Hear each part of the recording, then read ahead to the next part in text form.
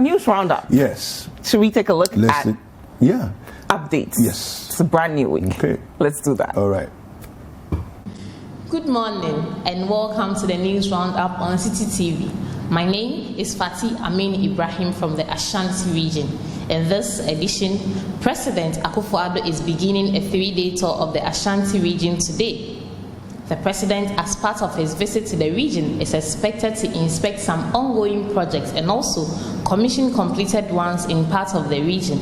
He will also pay a courtesy call on Asantehene Otumfuo Osei II and meet some new Patriotic Party executives and other party groups in the region as part of a campaign ahead of the December polls. Ahead of his visit, however, some major streets in Kumasi and other parts of the region are being given a facelift. Still on the MPP, the national chairman of the ruling New Patriotic Party, Freddie Blay, is urging parliamentary candidates of the party in the Ashanti region not to be complacent ahead of the December polls. According to him, the candidates as well as party supporters must be determined to ensure that the NPP does not lose power to the opposition National Democratic Congress. The national chairman, who addressed party supporters at an event to outdoor the party's parliamentary candidates in the Ashanti region, called for hard work to achieve the target of winning all 47 seats in the upcoming general election. In other news, the leadership of the National Democratic Congress in the Asawase constituency of the Ashanti region has accused the Electoral Commission of a deliberate attempt to disenfranchise some electorates in the area.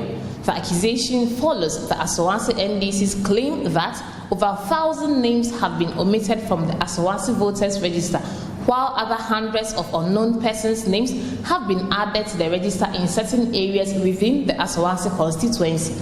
The leadership of the NDC in Asawase believes, since Asawase is largely considered as a stronghold of the NDC, there is a deliberate attempt to disenfranchise some of the voters there. Ahead of the voters' registration exercise slated for 1st October, the NDC's Constituency Director of Elections, Abdul Samid, has sent a strong caution to the MPP's parliamentary candidates for Asawase, who doubles as the municipal chief executive for the area, Alhaji Ali Disaidi, to desist from any attempt to send minors to partake in the October 1st special voters registration exercise meant to enable people who could not register for various reasons in the general exercise to do so. The Research and Elections Officer of the MPP in the Asawase constituency, Ibrahim Tonko, has however refuted the allegations, adding that the NDC should focus on finding campaign messages for the people of Asawase rather than spewing falsehood against their parliamentary candidates. With respect to issues of omission, although off record, some EC officials explained that senior high school students who transferred their votes from their various schools to their various constituencies were expecting to see it reflect, which is however not the case because those changes, according to EC officials, will be made in November. Meanwhile, on the last day of the voters' exhibition exercise, Citi News checks at some voters' exhibition centers in Kumasi showed that the exercise generally saw a low turnout. That's all for today's edition of News Roundup on Citi TV. My name is Fatih Amini Ibrahim. Many thanks for watching. Hello, good morning and welcome to News Roundup from the Volta region. My name is Benjamin Aklama. Now, a police reinforcement team from the formed police unit in Accra has arrested 4 more people suspected to have been part of disturbances recorded in part of the Volta region on Friday, September 25, 2020. The 4 were arrested in an ongoing operation after the Aveime and Mekpe police stations were attacked and officers on duty tortured and incarcerated. The attack, which appeared to have been well thought through and coordinated, led to the stealing of some guns belonging to the Ghana Police Service and a police car which has since been abandoned in the bush. Meanwhile, the police are assuring that they will do all in their power to ensure peace returns to the area. The Member of Parliament for the North Tongue constituency, Samuel Okudzeto Ablakwa, has called on President Nana Addo Akufo-Addo and the ministers in charge of security to address the country on last Friday's happenings. According to the MP, such happenings, if not immediately dealt with, have the tendency of affecting the peace of the country and the sub-region at large. Mr. Okujeto Ablakwa further appealed to the youth of the North Tongue constituency not to fall for any form of indoctrination from any person or group of persons preaching the erroneous message of a Western Togoland. He warned that no well-meaning native of the North Tongue constituency will come to the aid of any such person who will be arrested for participating in the insurgencies being carried out by the Western Togoland advocates.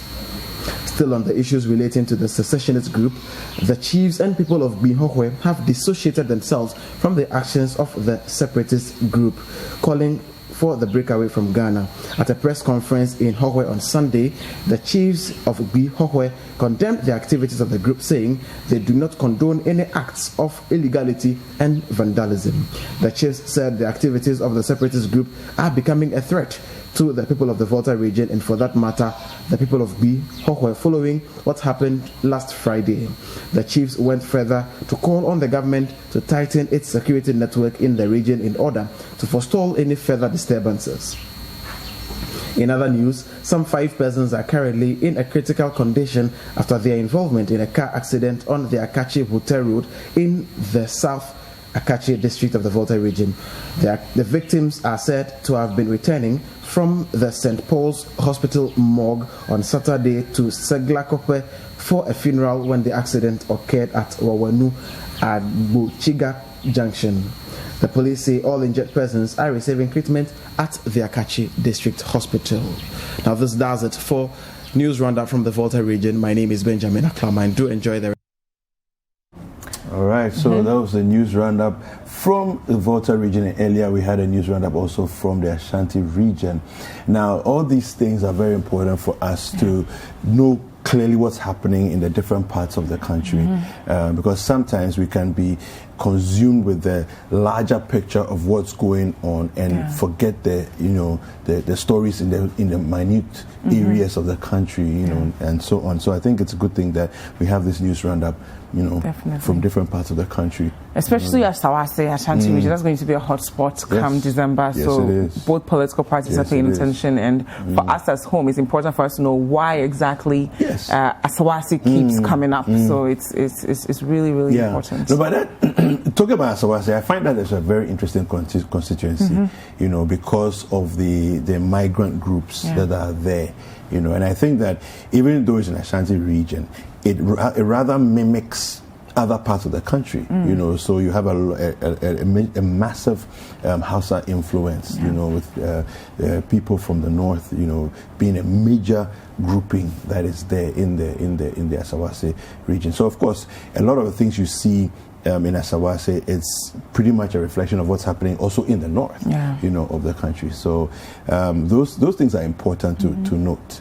It also explains why voting patterns have been a certain way, and so on. So elections, this is the most fascinating elections for me. Why? No, because of the in-depth knowledge that we are gaining from our city coverage. I have not known a lot of these things, even though I've seen things, I didn't understand why. You see, so understanding why what is happening has been happening is fascinating. It's like some of the things are like, oh my goodness, okay, so that's why this has been going on. It's exciting to know. And we still have coronavirus in the air, so it's important for all of us to eat well.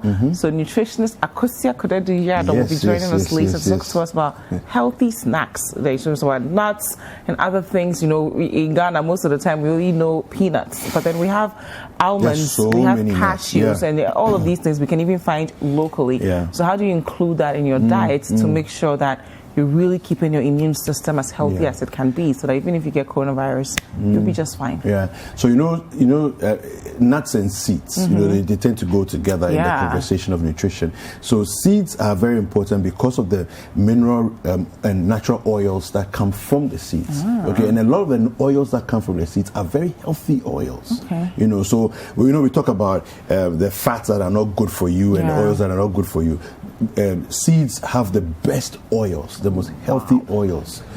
So I'm sure she will delve into some of that as well. And then our friends from the World Bank will join us later on to talk about youth employment. And I think it's important because you look at young people today. We're talking about free SHS, providing assistance for university students, and you're asking yourself, once they're done with their education, what labor market are they going into? If a lot of us now are quitting our jobs, we can't find jobs, especially with this pandemic. So I think this research has come at the best time and they will launch it tomorrow, so we get to learn more, but they will tell us all about it today. So you don't want to miss that. One of the things I want to know is what's the difference between unemployment and underemployment? Yeah. Because once you have to declare one, and then the other one you just, well, you'll find out. They will answer, because I don't work at the World Bank. Hi there. We hope you enjoyed the show. Make sure to subscribe, like, comment, and share with your friends. This is Breakfast Daily on Citi TV. Join the Breakfast Daily team Monday through Fridays from 7:30 a.m. to 10. Join us for breakfast daily, only on Citi TV.